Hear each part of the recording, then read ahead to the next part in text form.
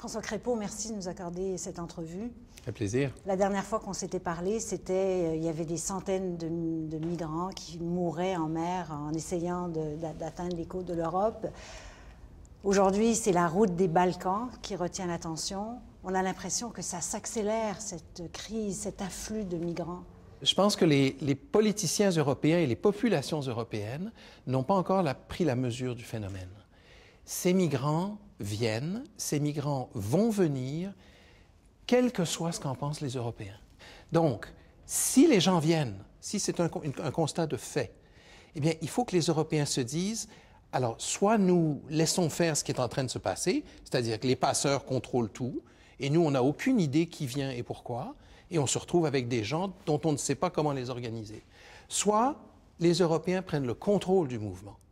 Et là, il y a toute une série de choses à faire. Par exemple, pour les Syriens et les Érythréens, au lieu d'attendre que ces gens-là payent beaucoup d'argent et risquent leur vie et arrivent sur les rivages de l'Europe sans qu'on sache vraiment pourquoi est-ce qu'on n'organise pas pour ces Syriens et ces Érythréens ce qu'on a fait pour les Indochinois il y a 40 ans? On va sélectionner des centaines de milliers de personnes. Moi, je pense qu'il faudrait probablement rétablir entre 1 à 2 millions de Syriens et d'Érythréens sur les 5 prochaines années, ce qui sont des chiffres tout à fait gérables pour l'ensemble du Nord global. Ça fait 400 000 personnes par année, divisées en 32 pays représentant 850 millions d'habitants.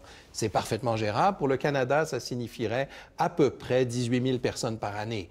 C'est une goutte d'eau dans ce qu'on reçoit annuellement. Et pour les pays européens, ce serait gérable aussi. Mais est-ce que ça serait vraiment gérable quand on voit les réactions, par exemple, en Allemagne en ce moment, où on brûle des centres pour réfugiés, on voit toute cette réaction xénophobe. Est-ce que ces pays-là peuvent vraiment accueillir tous ces réfugiés? Alors, peuvent au plan économique, oui, certainement. Au plan sociologique, absolument. Ces gens-là pourraient être, si c'est bien organisé, ces gens-là seraient distribués dans toute une série de villes dans le pays. Et s'il y a un accord politique européen sur cette conception de l'accueil, eh bien, chacun des pays irait recruter des réfugiés dans les pays de transit. Et chacun des pays aurait son quota et ferait son travail pour aller recruter des gens et étalerait les arrivées de façon bien organisée avec des billets d'avion. Et il y aurait, par exemple, pour l'Allemagne, il pourrait y avoir 1000 arrivées par semaine qui seraient dirigées vers diverses villes sur 5 ans. Tout ça est organisé, tout ça est mis en œuvre. On organise ça avec les pays de transit, on organise ça avec les ONG dans le pays d'accueil. Les gens sont intégrés socialement, reçoivent des cours de langue, les enfants vont à l'école et en moins d'1 ou 2 ans, ces gens-là sont sur le marché du travail, commencent à payer des impôts. Et en faisant ça, on réduit la panique de la population d'accueil, puisque c'est organisé. Ce n'est pas les images de chaos que l'on voit à Calais ou que l'on voit sur les plages grecques ou italiennes. Mais là, on assiste à tout à fait le contraire de ce que vous dites, parce que là, ça a l'air simple comme ça et ça a l'air humain et une bonne solution. Mais en ce moment, on construit des murs, de barbelés entre les pays pour empêcher ces gens-là d'entrer. Vous vous sentez comment quand vous voyez ces images, quand vous voyez ce qui se passe sur place? Ça rappelle d'autres époques, malheureusement. Le problème que nous avons, c'est que les politiciens des partis centristes, de droite comme de gauche, sont incapables d'avoir un discours politique positif sur la migration, de montrer les bienfaits de la migration, comment la migration contribue à l'économie, contribue à la diversité économique, contribue à créer des liens avec des pays étrangers qui créent des liens commerciaux et culturels.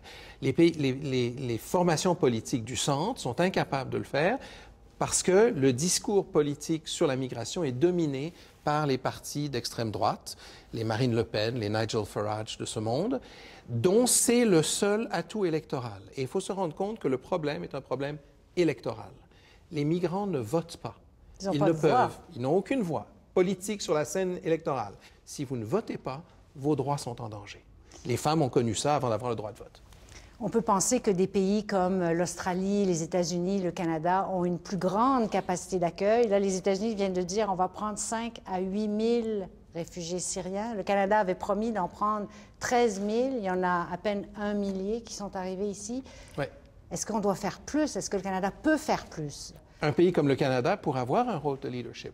On a historiquement accueilli 5000 Kosovars, par exemple, au moment du Kosovo. On a accueilli 40 000 Hongrois lors de la crise de 1956. C'était 20% de tous les réfugiés hongrois. On a fait des efforts, le Canada, historiquement, lorsque des crises se présentaient. Là, nous sommes absents de la scène politique internationale complètement. Et nous pourrions annoncer que nous allons prendre 25 000, 30 000 réfugiés syriens par année pour les 5-6 prochaines années. On pourrait faire ça. Dans l'ensemble de l'immigration qu'on reçoit annuellement, ça ne représenterait pas une grosse augmentation. On pourrait très bien faire ça. Et nous ne le faisons pas. C'est le contraire, en fait. Le gouvernement a un peu serré la vis sur les immigrants clandestins, sur les réfugiés. Mais là, moi j'espérerais, de la part du Canada et de l'ensemble des pays du Nord global, un geste positif de politique de réétablissement faite en collaboration avec le Haut-Commissariat aux réfugiés des Nations unies, avec qui on établirait des priorités, avec qui on organiserait l'ensemble de la machinerie nécessaire qu'au Canada, on est habitué à faire. Et si on ne fait rien, comme c'est le cas en ce moment, qu'est-ce qui peut arriver? Bien, ce qui va arriver, c'est ce qui se passe en ce moment. C'est-à-dire que ça continue. Ça ne s'arrête pas. Cette année, on est à 300 000 maintenant. On va peut-être se rendre à 350 000 cette année. C'était 200 000 l'été dernier. Ce sera un autre 300-400 000 l'été prochain. Et ça va continuer probablement pendant tout l'hiver également, parce que par la Grèce, le passage est facile même en hiver. On risque d'avoir exactement la même situation. Il y a 4 millions de Syriens qui sont bloqués dans 3 pays du Moyen-Orient, voisins de l'Europe, et dans lesquels il n'y a aucune perspective d'intégration. Si nous facilitions l'entrée de façon réglementée, organisée, en fonction de priorités que nous choisissons, eh bien, le marché pour les passeurs disparaît. Alors, pour l'instant, ce sont des images de chaos. Si on ne fait rien, ce chaos va continuer. Si nous décidons collectivement d'organiser ce passage, eh bien, on peut en faire quelque chose de tout à fait positif pour l'Europe, pour le Nord global et pour le monde. Merci beaucoup, François Crépeau. Ça fait plaisir.